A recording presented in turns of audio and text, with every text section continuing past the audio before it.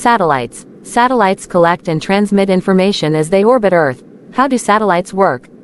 A satellite is launched to a specific altitude. This position is maintained by Earth's gravity.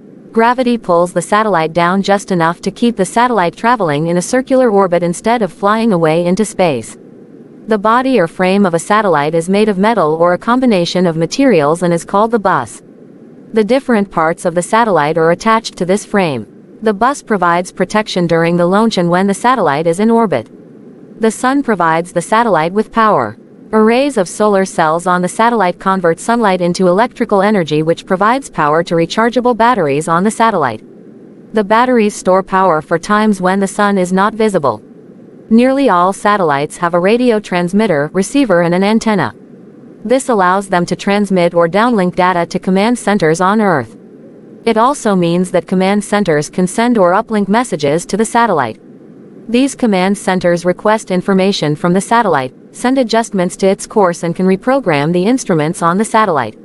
Amazing facts about space. Before people ventured into space, scientists sent animals, so they could observe how the animals coped with being in space. The dog, Laika, was the first mammal from Earth to orbit the planet. Laika died from stress and overheating during her 1957 space mission in the Russian spacecraft Sputnik 2. As telescopes have become more powerful, they have allowed us to observe planets, galaxies and nebulae in greater detail. In 1990 the Hubble telescope was sent into orbit. Galileo discovered 4 moons orbiting Jupiter in January 1610. The Indian Astronomical Observatory, which sits 4,517 meters above sea level, in Hanal, India, is the world's highest observatory telescope. Amateur astronomers use refracting telescopes. The earliest telescopes were all refracting telescopes, including the famous and very simple telescope used by Galileo Galilei in the early 1600s. The Keck telescopes, the world's largest optical telescopes, are located on the dormant Mauna Kea volcano on the island of Hawaii. Hubble is the size of a large school bus. It fits inside the cargo bay of a space shuttle. The Hubble Space Telescope spotted young brown dwarfs for the first time in the Orion Nebula. Brown dwarfs are so-called failed stars because they are too small to be ordinary stars. They cannot sustain nuclear fusion in their cores the way our sun does. Hubble is serviced and newer technology is installed by astronauts on spacewalks. This means that Hubble can benefit from the same advances as ground-based telescopes.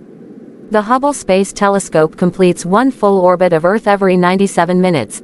A 3-stage rocket, Saturn V, was used to take astronauts to the Moon in the Apollo spacecraft. Stage 1 burned its fuel over 2 minutes and 30 seconds, then separated from the rest of the rocket and fell back to Earth. Stage 2 then fired and lifted the astronauts into space. It too fell away. Finally, Stage 3 fired for 2 minutes and 30 seconds and sent Apollo into orbit around Earth. Stage 3 fired again for over 5 minutes to send Apollo towards the Moon. It then fell away from the spacecraft. All spacecraft and satellites are taken into space by rockets. The largest and most powerful rocket ever built was the Saturn V rocket.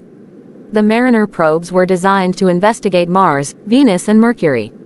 In 1962, Mariner 2 became the first spacecraft to fly by another planet when it passed Venus. The Viking landers conducted experiments on Martian soil to see if any form of life existed. Decades later, scientists are still arguing over the results. The Halley multicolor camera on the Giotto probe was destroyed when it veered too close to the tail of Halley's comet. Before it was shattered, it took some spectacular pictures of the comet's nucleus. In 1959, the Soviet Luna 2 mission successfully crashed into the Moon. It made history by being the first man-made object to reach another world. Communications industries, such as internet, TV and telephones, use satellites to transmit information quickly. Satellites also have an attitude control system which keeps the satellite pointing in the right direction. The Soviet Union was the first country to launch a satellite. The Soviets launched Sputnik 1 on the 4th of October 1957. This was to be the beginning of the space race between the Soviet Union and the USA. If a satellite doesn't reach a suitable altitude, it can be affected by the drag of Earth's atmosphere and fall back into the atmosphere where it burns up.